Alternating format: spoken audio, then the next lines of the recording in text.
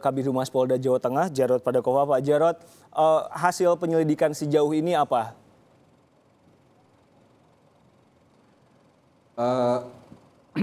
Perlu saya informasikan perkembangan hasil penyidikan tim dari Kepolisian Daerah Jawa Tengah dan penyidik Polrestabes Semarang. Sore tadi kita sudah melaksanakan gelar perkara. Dalam pelaksanaan gelar tersebut, kita masih membutuhkan fakta-fakta baru atau keterangan-keterangan dari saksi-saksi yang sudah kita ambil keterangannya untuk menguatkan bahwa dugaan penganiayaan yang mengakibatkan meninggalnya saudara MA ini kuat. Sehingga setelah pelaksanaan gelar tadi, penyidik langsung mengambil keterangan-keterangan saksi lagi. Dan setelah itu nanti malam akan kita laksanakan gelar perkara lagi atas kekurangan-kekurangan fakta-fakta di lapangan yang harus kita dapatkan untuk kita kuatkan bahwa dugaan seseorang melakukan tindakan penganiayaan yang mengakibatkan meninggalnya seseorang ini cukup bukti. Baik, Pak Jarod, yang mana hal itu akan menjadi alat bukti. Pak Jarod, ada 35 saksi yang diperiksa. Tadi Anda mengatakan ada kekurangan-kekurangan. Bisa diceritakan lebih banyak soal itu?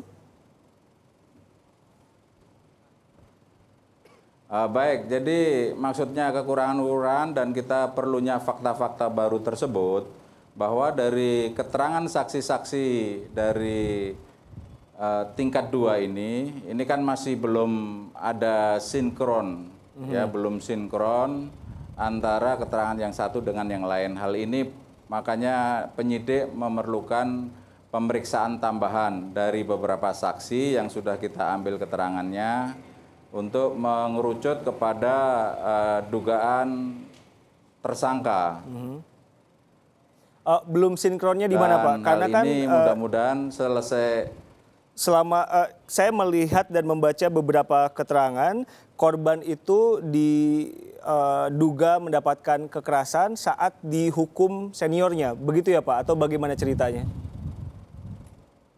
Ya, jadi memang sudah kita dapatkan keterangan bahwa dugaan pemukulan, ya, ini cukup kuat, ya, yang diterima oleh korban, yang mana mengakibatkan korban mendapat luka lebam di dada.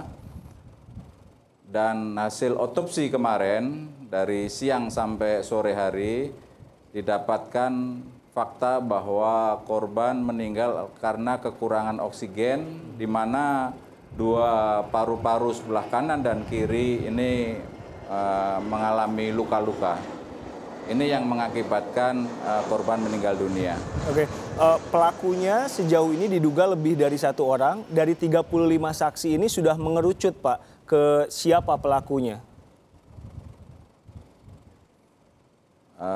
Terima kasih, Mas Riko. Jadi perlu saya informasikan, setelah kita mengambil keterangan tambahan dari saksi-saksi dari Taruna tingkat 2, ini nanti segera akan langsung secara maraton penyidik melaksanakan gelar perkara lagi. Nanti diperkirakan pukul 19.00 kita lanjutkan gelar perkara untuk mengerucut kepada tersangka. Baik, Pak Jarod tahan sebentar, saya ke Pak Arsul Sani dulu. Komisi 3 DPR rencananya akan ke Semarang. Ya, rencananya begitu. Ini sebagai ungkapan simpati dan bentuk duka cita kami ya terhadap korban Muhammad Adam, dan juga sebagai bagian dari fungsi kontrol atau fungsi pengawasan yang memang melekat pada DPR kepada mitra-mitranya, dalam hal ini adalah Kepolisian Republik Indonesia. Kasus kekerasan ini kan bukan sekali 2 kali kita dengar, Pak Sani. Kalau tadi Kapolri mengatakan begitu geram ada lagi kejadian ini. Dimulai dari mana ya seharusnya untuk menghentikan ini? Ya, tentu nanti kita ketika ke Semarang harus kami dengarkan juga ya paparan dari Pak Gubernur Akpol ya tentang upaya-upaya yang sejauh ini telah dilakukan ya. Memang kami yang di Komisi 3 di satu sisi mengapresiasi atensi khusus dari Kapolri dan jajaran pimpinan Polri termasuk Kapolda terhadap kasus ini. Tapi di sisi lain tadi kan Pak Kapolri mengatakan akan berupaya, akan menekan dan lain sebagainya. Ini yang kita harapkan komitmennya itu akan menghentikan, harus berhenti budaya Sejauh ini kekerasan. bagaimana melihat? Nah, sejauh ini tentu kita yakini bahwa upaya itu ada, tetapi kan kita tidak melihat yang kesehariannya itu terjadi ya. Yang ingin kita tarik tentu apalagi dalam konteks fungsi pengawasan makro DPR itu adalah sejauh apa Kepolisian Negara Republik Indonesia ya di institusi pendidikannya itu telah menanamkan kesadaran, pernah menanamkan konsepsi kepada apalagi Akpol ini ya. Akpol ini kan mencetak calon perwira kepolisian ya. Itu kesadaran bahwa polisi negara Republik Indonesia ini pasca reformasi itu yang dituju adalah sebuah kepolisian sipil yang berwajah sipil. Mengapa Anda menurut Anda mengapa kasus ini terjadi? Karena kan kita melihat ketika ada senior dan junior itu rentan bullying, balas dendam dan kalau Anda melihatnya kenapa? Ya, ini yang saya kira ini kan kasus macam ini sebetulnya terjadi tidak hanya di institusi kepolisian ya. Di institusi yang lain, pendidikan yang lain, kalau nggak salah itu di Akademi Maritim atau di mana itu kan juga terjadi. Tapi yang kita malah salut ya, tidak terdengar ada kejadian yang sama di Akmil ya. Padahal Akmil adalah ya institusi tempat pendidikan yang untuk mencetak para perwira militer ya.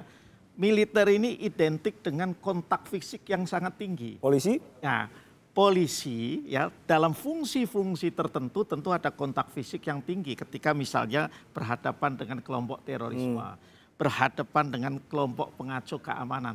Tetapi selebihnya sesuai dengan motonya mengayomi dan melaksanakan. Meski budaya militernya kan sebetulnya. Nah, ini harusnya budaya militernya itu harus tinggal sedikit. Kalaupun saya tidak ingin mengatakan harusnya hilang sama sekali. Tapi harusnya sudah tinggal sedikit setelah desain atau konsep undang-undang kepolisian kita yang dibuat setelah pasca reformasi itu menempatkan polisi kita sebagai polisi sipil. Pak Jarod, kalau dari hasil otopsi yang sudah dilakukan, kan tadi ada kekerasan atau dugaan kekerasan itu ada menggunakan alat atau apa penyebab lebam itu?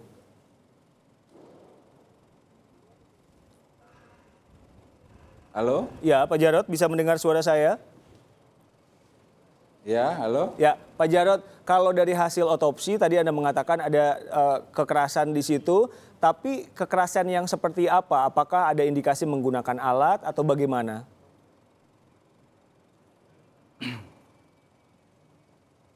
Baik, jadi perlu saya informasikan bahwa hasil pemeriksaan saksi-saksi ini memang dugaan kuat para calon tersangka ini menggunakan tangan ya maupun benda lain yang kita sita di gudang atau di TKP. Benda apa itu, Pak? Dan benda-benda itu, barang-barang itu yang sudah kita sita, itu seperti kopel, ya, kopel. Yang kedua ini ada kayu yang lebih kurang panjang 20 cm, dan ada benda lain yang diduga kuat digunakan. Kalau dari Oleh pengakuan karena itu kita harus membutuhkan keterangan saksi-saksi lagi untuk menguatkan bahwa calon tersangka tersebut betul-betul ya melakukan tindakan-tindakan yang mengakibatkan korban ini mengalami luka-luka yang cukup berat. Kalau dari pengakuan tadi calon tersangka yang sudah diperiksa, kenapa mereka memukul korban ini, Pak? Halo? Ya, kalau dari keterangan calon tersangka seperti yang Anda katakan tadi saat diperiksa, mengapa mereka memukul korban ini? Dari keterangan saksi ini memang disampaikan bahwa setelah pelaksanaan kegiatan apel malam, ini memang ada kegiatan di luar kegiatan rutin, yang mana dugaan awal bahwa korban ini dengan beberapa rekannya dalam kegiatan keseharian di kampus ini melakukan pelanggaran-pelanggaran, dan para senior yang tingkat 3 ini melakukan memberikan tindakan-tindakan yang mana korban diduga tidak disiplin. Nah, dari situ kita tentunya akan membuktikan bahwa tindakan-tindakan yang dilakukan calon tersangka tersebut ini yang mengakibatkan meninggalnya korban. Baik, tahan sebentar lagi Pak Jarod. Pak Arsul, kalau Anda sebagai mitra dari kepolisian membacanya seperti apa nih? Apa yang menyebabkan kasus ini kejadian lagi? Ya, kalau tadi kita ikuti Pak Jarod bahwa ada dugaan pelanggaran disiplin, ya, dan kemudian dihukumnya dengan kontak fisik, ya. Kalaupun tidak ingin menggunakan kekerasan fisik, tapi itu kontak fisik. Ada alat Saya lagi. kira yang ini harus di stop, ya, totally di stop, ya. Ketika hal seperti itu, meskipun tidak membawa korban jiwa atau korban yang luka serius, tapi menurut saya memang ini harus di stop, ya. Kan bisa hukuman itu dalam bentuk yang lain-lain, meskipun bersifat fisik, tetapi tidak menuju kepada arah penganiayaan, ya.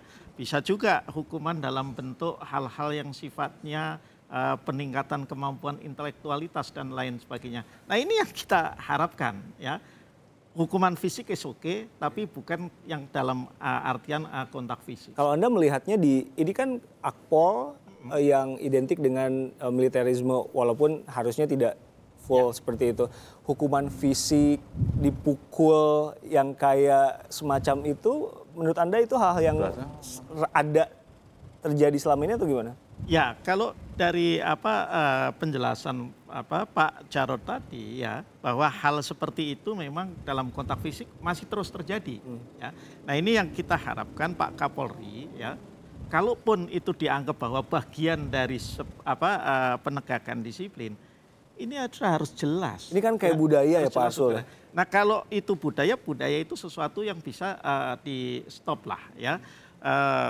Saya kira sudah banyak juga yang berubah. Kalau kita lihat kepolisian sekarang secara umum, secara besar, tentu ada memang kejadian-kejadian tertentu. Ini kan juga sudah berbeda dengan katakanlah kepolisian sebelum masa reformasi. Hanya kan tuntutan masyarakat, kesadaran kita tentang konsep polisi yang ideal dan segala macam kan juga berubah, makin meningkat.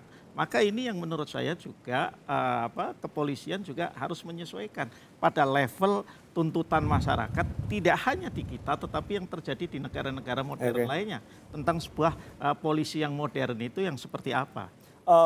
Pak Jarod, jadi yang diperiksa sekarang puluhan orang itu ada berapa dan mereka itu seluruhnya adalah siswa atau bagaimana? Dari 35 saksi yang sudah kita ambil keterangannya ini, 21 adalah keterangan saksi taruna tingkat 2. Dan 14 saksi taruna tingkat 3. Tiga itu seniornya gitu ya Pak ya? Ya, jadi seniornya di atas 1 tahun. Oke, Pak Jarod, Kapolri geram atas kejadian ini, apa langkah selanjutnya selain tadi memeriksa para saksi, gelar perkara dan lain-lain agar kasus ini bisa tuntas?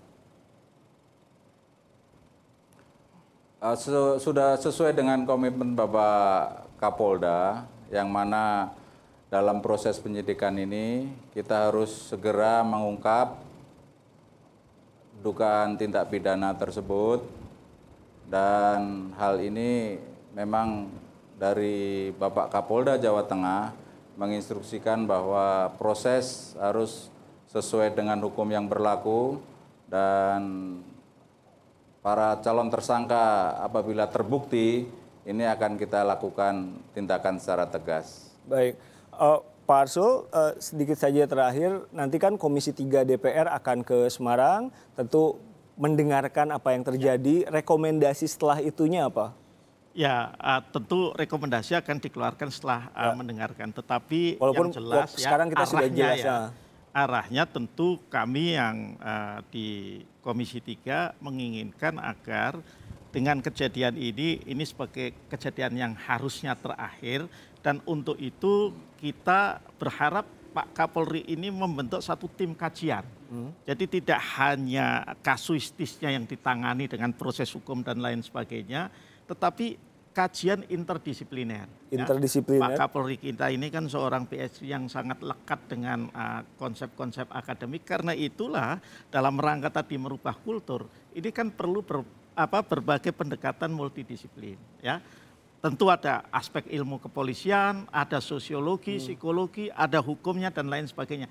Itu yang kita harapkan, dan kemudian tim inilah yang membuat rekomendasi, dan setelah itu harus di follow up dengan sebuah action plan untuk perubahan kultur atau perubahan budaya tadi. Karena seperti yang Anda katakan, kita ingin juga kepolisian yang mengayomi masyarakat dan diawali dengan pendidikannya begitu ya Pak. Termasuk berarti seniornya harus mengayomi yang juniornya dan sebaliknya seperti itu. Terima kasih Pak Arsul Sani, Ketua Komisi 3 DPR, Pak Jarod Padakova, Kombes Jarod Padakova, Kabid Humas Polda Jawa Tengah. Terima kasih telah berbagi informasi di Kompas Petang.